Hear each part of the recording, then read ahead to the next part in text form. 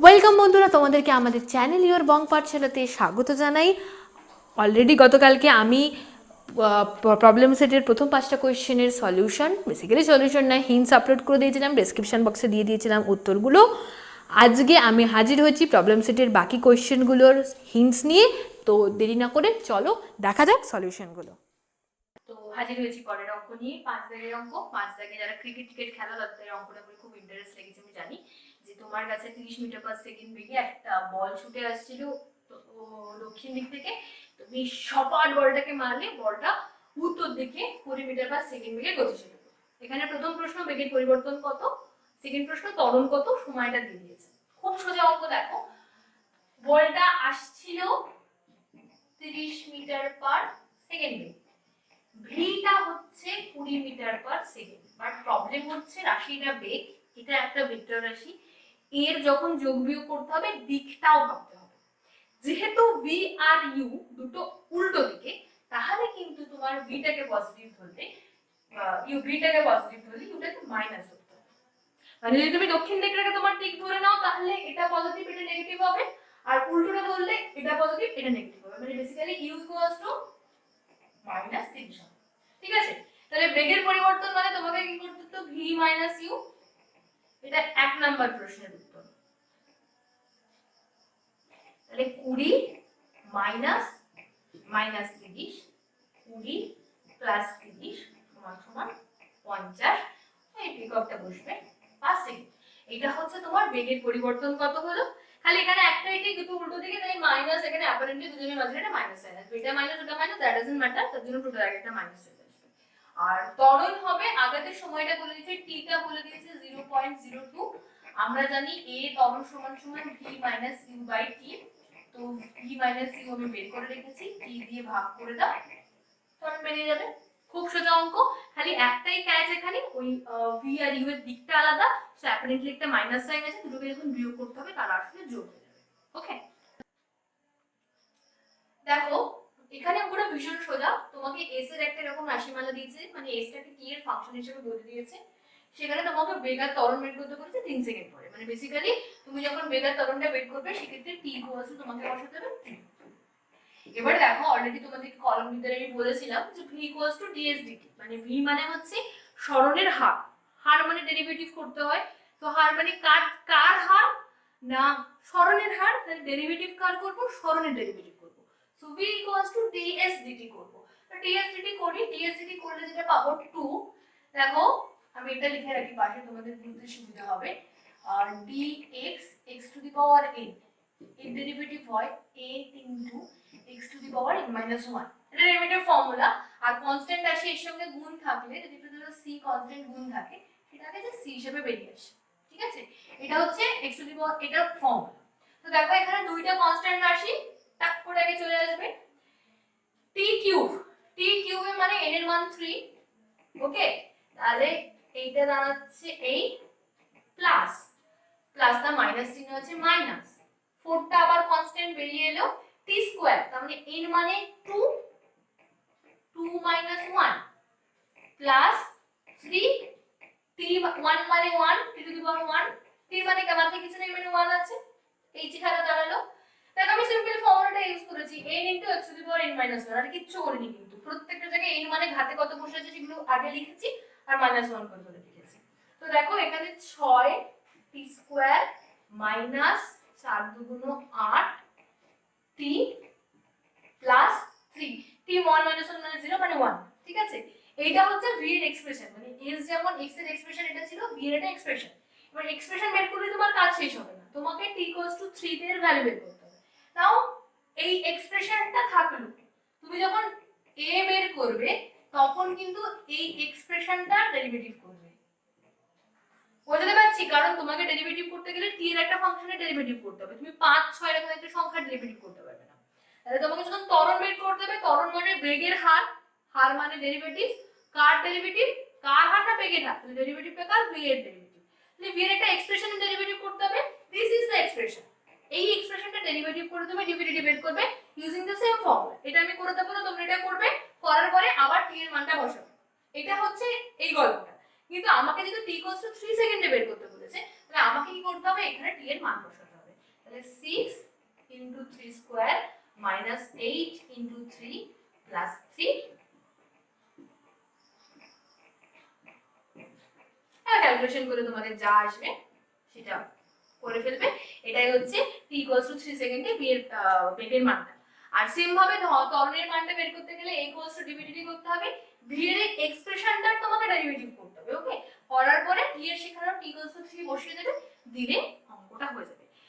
Derivative শুনে আতঙ্ক পাওয়ার কিচ্ছু নেই, বিশেষ করে ডেরিভেটিভ জিনিসটা মানে বাঘও নয় হাতিও নয়, তোমাকে খেয়ে ফেলবে না। So don't be afraid, try it, just ফর্মুলাটা ইউজ করতে হয়ে যাবে। ডেরিভেটিভ মানে মাথায় রাখবে হার, কোনো জিনিসের পরিবর্তনের হার, যার হার পরিবর্তন হবে তাকে ডেরিভেটিভ করবে, সময় দিয়ে ডেরিভেটিভ করবে। That's a so easy one. কেন এত ভয় পাচ্ছ? নাথিং, এত ভয় পাওয়ার কিছু নেই। সো ঠান্ডা মাথায় করে ফেলো, অঙ্কটা হয়ে যাবে। তো ঠিক আছে, wish you best of luck, চেষ্টা করো খুব সহজে অঙ্কটা হয়ে যাবে। ঠিক আছে, চলো পরের অঙ্কটা দেখে নেওয়া যাক। এবার একটু অঙ্কের ছাত্র পরিবর্তন করছি।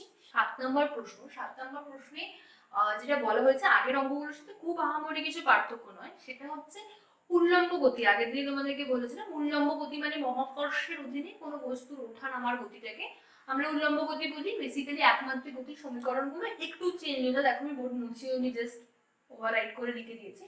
v = u + dt হয়, মানে ত্বরণটা সেখানে সবসময় অভিকর্ষীয় ত্বরণ, সুতরাং এর জায়গায় g হয়। আর s গুলো h হয়, কারণ এখানে যখন ওঠা নামার গল্প হয় তখন সেটা s মানে উচ্চতা ওঠে। আর এখানেও সেই একই, s এর জায়গায় h হচ্ছে, g হচ্ছে, এখানে ফর্মুলা চেঞ্জ হয়। তো চলো এবার অঙ্কটা দেখে নেওয়া যাক।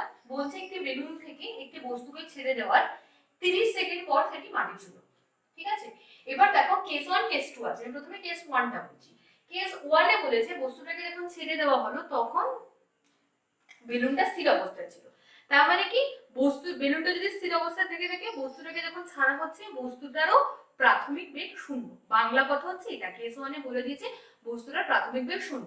তাহলে কেস 1 এর ক্ষেত্রে আমার কাছে হিন্ট আছে 1 নাম্বার, আমি আর প্রাথমিক বেগ লিখছি না, u = 0, এটা আমার 1 নাম্বার হিন্ট।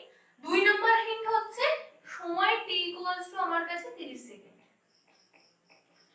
আর আমরা জানি যেহেতু উল্লম্ব গতি, so g = always 9.8 metre per second square. কোন কোন সময় সুবিধার্থে এটাকে 10 মিটার/সেকেন্ড স্কয়ার ধরে নেওয়া হয়। ওকে, তো দেখো আমার বোধহয় কিছু বলার অপেক্ষা লাগে না। 2 নম্বর ফর্মুলা, ওই দেখো আবার u জানি, t জানি, g জানি, বের করতে হবে h = কত, h g t u, খোঁজো কোথায় আছে h u t g, কত নম্বর ফর্মুলা? 2 নম্বর ফর্মুলা। তো ফট করে বসিয়ে দাও, মানগুলো বেরিয়ে যাবে। তো u = 0 বসলে ফার্স্ট টার্মটা তো 0 হচ্ছে, সেকেন্ড টার্মটা হাফ ইনটু 9.8 বা 10 যা ধরবে ইনটু 30, অঙ্কটা বেরিয়ে যাবে। ক্যালকুলেশনটা করবে তোমরা, সরি 30 স্কয়ার, ক্যালকুলেশনটা করা আমার দায়িত্ব না।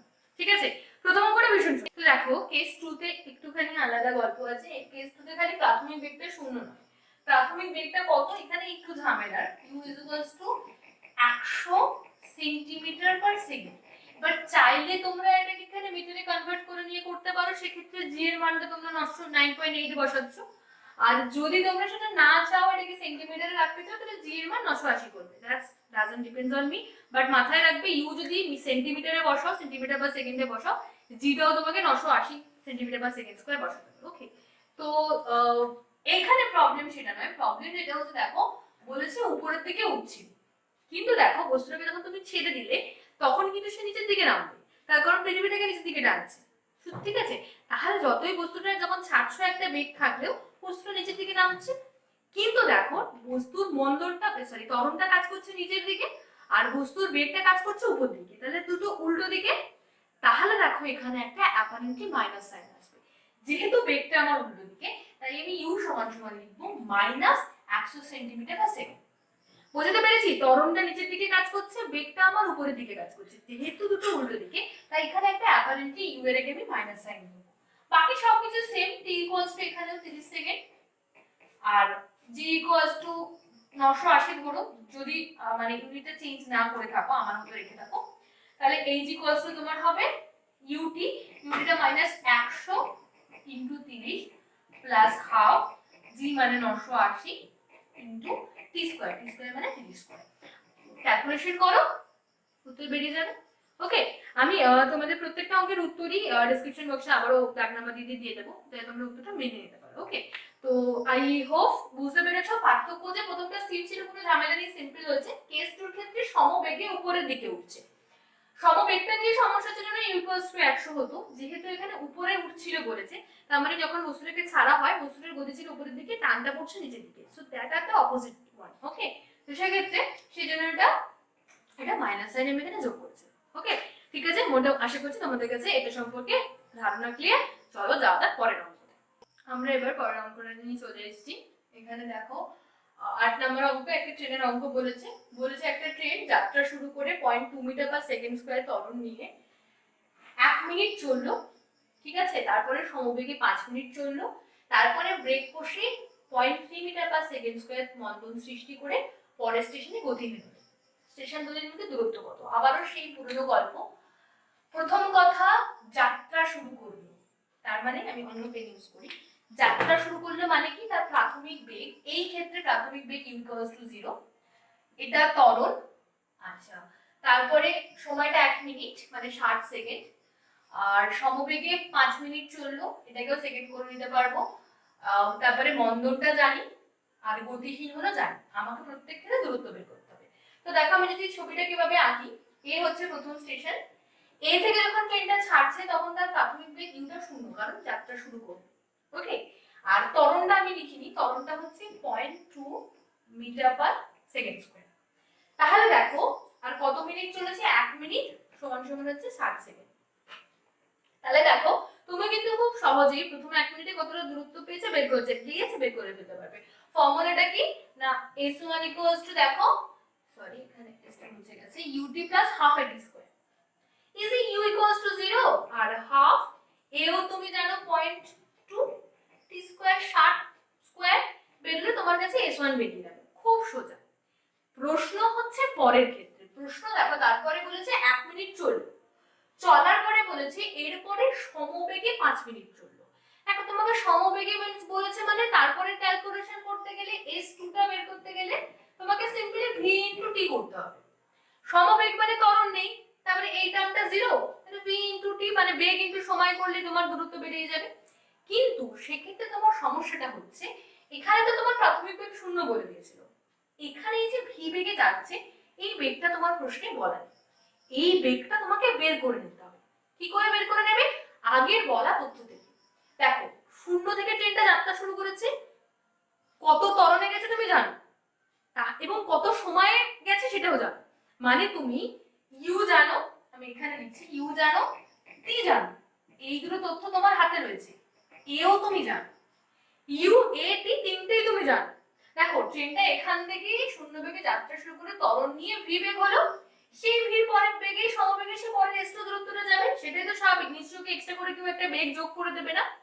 1 মিনিট ধরে যে বেগটা ও লাভ করবে 0.2 মিটার পার সেকেন্ড স্কয়ার ত্বরণ নিয়ে 1 মিনিট ধরে যে বেগটা ও লাভ করবে, সেই বেগটাতে ও পরের 5 মিনিট যাবে, তাহলে সেই ক্ষেত্রে তোমার v টা বের করতে হবে।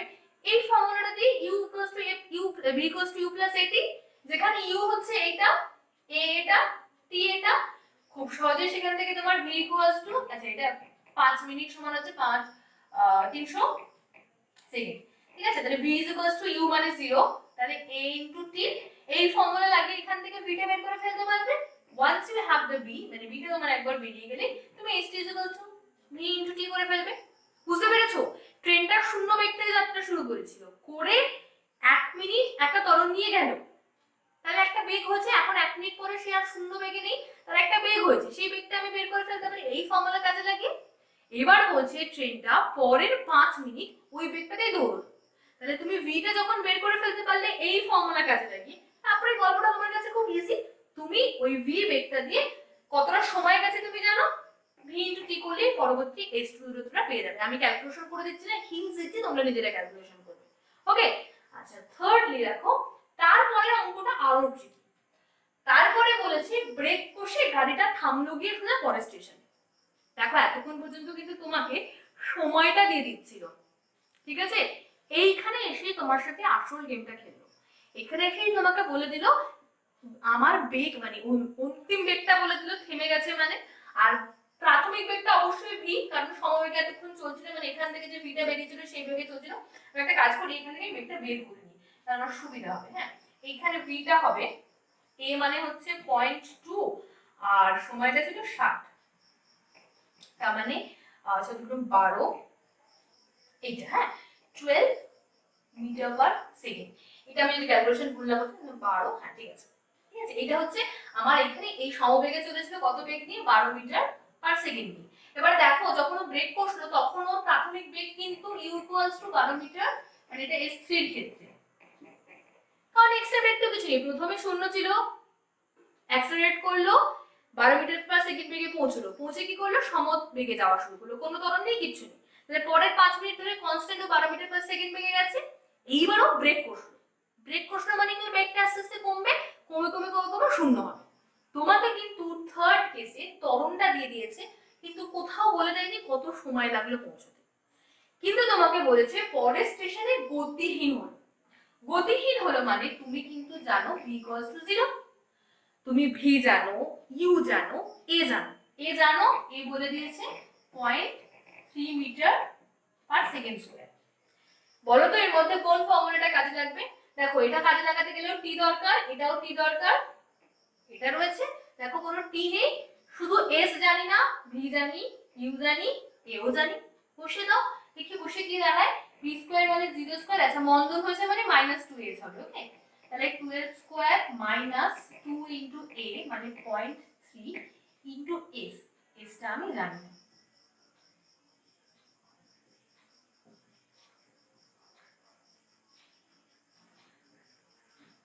ঠিক আছে, তাহলে এখান থেকে আমার s = বেরোবে 12 গুণ 12 বাই 2 ইনটু 0.3।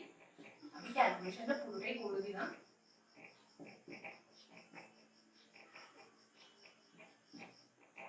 বাস হয়ে গেল। আমি জানি আমি ক্যালকুলেশন ভুল করতে পারি, বাট বেসিক ফর্মুলাটা এটা। ভি জানো, ইউ জানো, এটা ইউ, হ্যাঁ নট ভি, ইউ জানো, ভি জানো, এ জানো, এস বের করতে হবে, সোজা সোজা এই ফর্মুলা বসিয়ে দাও। তাহলে দেখো এই অঙ্কটা তিনটে পার্টে ভাবতে হবে। প্রথম ক্ষেত্রে ইউ শূন্য জানো, সময়টা জানো, s = ut প্লাস, আর এও জানো, s = ut plus half at square দিয়ে প্রথম ক্ষেত্রে s বেরিয়ে গেল। দ্বিতীয় ক্ষেত্রে বলেছে সমবেগে, কিন্তু বেগটা বলেনি। শূন্য থেকে শুরু করে 1 মিনিট এসেছিলে ওই ত্বরণ নিয়ে, তাহলে এখন ভিটা কত সেটাও তুমি জেনে গেলে, ওকে। তাহলে সেই বেগ নিয়ে পরের 5 মিনিট চললো, কতটা দূরত্ব গেল, খুব সোজা v * t। থার্ড কেসে এসে দেখা গেল আমাকে সময়টা বলেনি। আমি কোন বেগ থেকে শুরু করছি সেটা জানি, কারণ সমবেগে চলছিল, সেই বেগটা আমি জানি, আর আমি কি জানি, থেমে গেছে বেগটা, আর জানি ত্বরণটা। তাহলে সেক্ষেত্রে প্রথম দুটো ফর্মুলায় আর বমি ভুললো না, আমাকে তাকাতে হলো থার্ড ফর্মুলার দিকে, যেখানে v = u² + 2s ফর্মুলাটা কাজে লাগে, ওকে। ঠিক আছে, একটু জটিল অঙ্ক আই হোপ, বাট আশা করি তোমরা বুঝতে পেরেছো। তো ট্রাই করে দেখো অঙ্কটা হয় কিনা, উত্তরটা ডেসক্রিপশন বক্সে দেওয়া আছে, ওকে। ঠিক আছে, এবার পরের অঙ্কটা দেখে নিই। চলে এসেছি পরের অঙ্ক নিয়ে, 9 দাগের অঙ্ক নিয়ে। 9 দাগ 10 দাগ একই রকম অঙ্ক, আমি 9 দাগটা বলে দেবো, 10 দাগটা তোমরা করে নেবে। এখন এখানে দিস ইজ মাই ফেভারিট অঙ্ক এই চ্যাপ্টারে, আমার one of the most favourite অঙ্ক, চোর পুলিশের অঙ্ক। চোর পুলিশের প্রেমে পড়েনি, পুলিশ চোরের প্রেমে পড়েনি। ব্যাপারটা হচ্ছে চোর পালাচ্ছিল জেল থেকে, পুলিশ তারা করেছে চোরকে তার পিছন পিছন।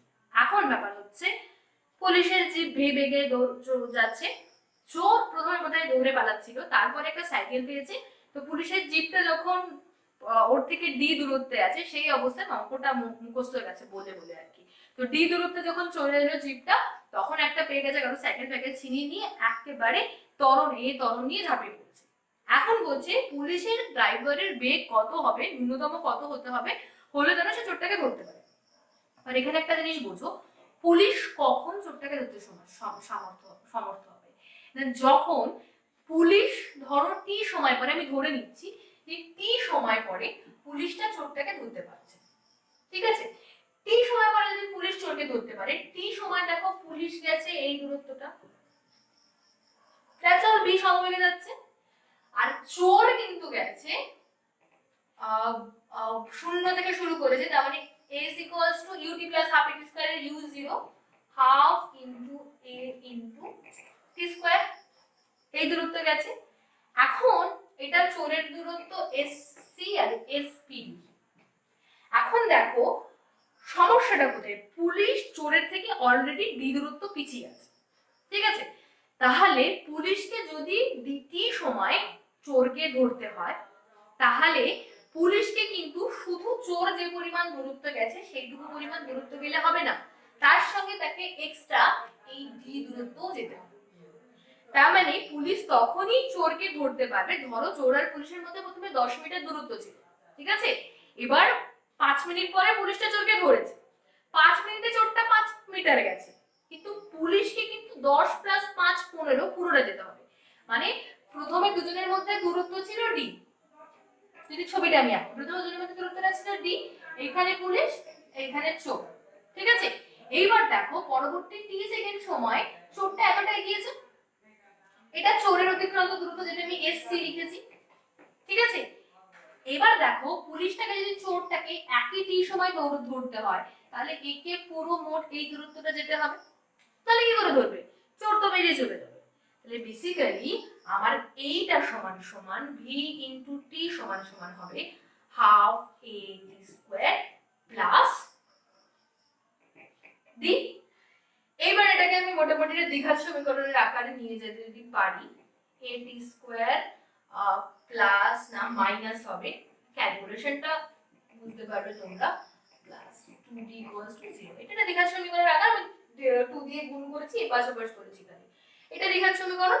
এখন এখান থেকে আমি t এর সলিউশন বের করব, t is equals to minus b মানে minus minus plus 2b plus minus root over of b square minus 2ac, b square হচ্ছে 4b square minus 2, a মানে এখানে a বেশ মজা, কিন্তু এই a ওই a নয়, এটা তরলেরই, আর c মানে হচ্ছে 2d বাই 2 ইনটু a। এবার দেখো অলরেডি তোমরা শ্রেণীতে যারা পড়ে এসছো ক্লাস 10 তারা সবাই জানো যে t এর, দেখো t তো সময়, প্রথম কথা সময়কে বাস্তব হতে হবে, সময় তো অবাস্তব হতে পারে না, ইমাজিনারি সংখ্যা বা কমপ্লেক্স নাম্বার হতে পারে না, সময়কে বাস্তব হতে হবে। তাহলে দেখো সময়কে যদি বাস্তব হতে হয়, তোমরা অলরেডি পড়ে এসেছো যে এই যে রুটের ভিতরে যেটা বসে আছে এটাকে গ্রেটার দ্যান 0 হতে হবে, কারণ আমরা কোনো ঋণাত্মক সংখ্যার রুট জানি না, ঠিক আছে, মানে -5 এর ভ্যালু আমরা জানি না, তাহলে আমাকে এই রুটের ভিতরে যেটা বসে আছে তাকে একটা ধনাত্মক সংখ্যা হতে হবে। তাহলে t কে যদি বাস্তব হতে হয়, তাহলে দেখো আমার এখানে একটা মানে কন্ডিশন ইম্পোজ হচ্ছে 4b স্কয়ার মাইনাস 4, সরি এখানে না 4ac হবে, আমি 4 টা 2 লিখেছি, 4a ইনটু 2, এটা গ্রেটার দ্যান 0 হতে হবে। এই ভেতরটা ধনাত্মক হওয়া মানে কি, এই পুরোটা গ্রেটার দ্যান 0 হওয়া, তাহলে এই চেহারা দাঁড়ালো 4 4 টা কাটি, দেখো তাহলে v square greater than 2ab, তাহলে v সমান সমান গ্রেটার দ্যান এইটা, দেখো মানে এটা অ্যাকচুয়ালি চোরকে ধরতে সক্ষম হবে, এটা গ্রেটার দ্যান হবে, greater than or equals to এর টাইটাই করতে পারবে। তাহলে বোঝা গেল, দেখো এখানে একটাই খালি ট্রিক আমি ইউজ করেছি, চোর যতটা দূরত্ব গেছে পুলিশকে সেই দূরত্বটাও যেতে হবে, সঙ্গে তাদের মধ্যে দূরত্বটা গেছিল সেটা যেতে হবে, জাস্ট এইটুকু ইউজ করে আমি একটা দ্বিঘাত সমীকরণ করেছি, ওই বাচ্চা বসে সূত্রটা করে দিয়েছি, আর কিছু না। 9টা কেমন 10 থেকে 90টা প্রায় সেম, ওখানে একটা লোক যখন স্টেশনে ঢুকছে ট্রেনটা ছেড়ে বেরিয়ে যাচ্ছে, লোকটা ধরে ট্রেনটা ধরতে পারবে কি পারবে না, এই রকম ভাবে মোস্ট অবলি একই ভাবে এগোলে অঙ্কটা হয়ে যাবে। তো ওটা একটু তোমরা চেষ্টা করে দেখো, আর না পারলে আবার আমাকে জানিও, আমি করে দেবো, ঠিক আছে। তো মোটামুটি প্রায় তোমাদের সমস্ত প্রবলেমেরই সলিউশন আমি দিয়ে দিয়েছি, কোনো কোনো প্রবলেম হাতে করে করে দিয়েছি, কোনোটা হিন্টস দিয়ে দিয়েছি, বলে দিয়েছি কিভাবে করতে হবে। আই হোপ এর পরে আর অঙ্ক নিয়ে তোমাদের কোনো কারোর অত কিছু প্রবলেম বা আপত্তি থাকবে না। তো wish you best of luck, অঙ্কগুলো করে ফেলো, ডেসক্রিপশন বক্সে অ্যান্সার দিয়ে দিচ্ছি, চেক ইট। যারা আমার প্রিভিয়াস একমাত্রিক গতির ভিডিওগুলো দেখোনি তাদের জন্য উপরে কোথাও লিংক দেওয়া থাকবে, so just check the links. And ভিডিওটা ভালো লাগলে বন্ধুদের মধ্যে শেয়ার করো, নিচে কমেন্ট করে জানিও আরো কিছু অঙ্ক তোমাদের প্রবলেম মনে হলে, অন্য যে কোনো কিছু আমার কাছ থেকে দেখতে চাইলে, so please comment below, like share and subscribe, আর পাশের বেল বাটনটা প্রেস করতে ভুলো না।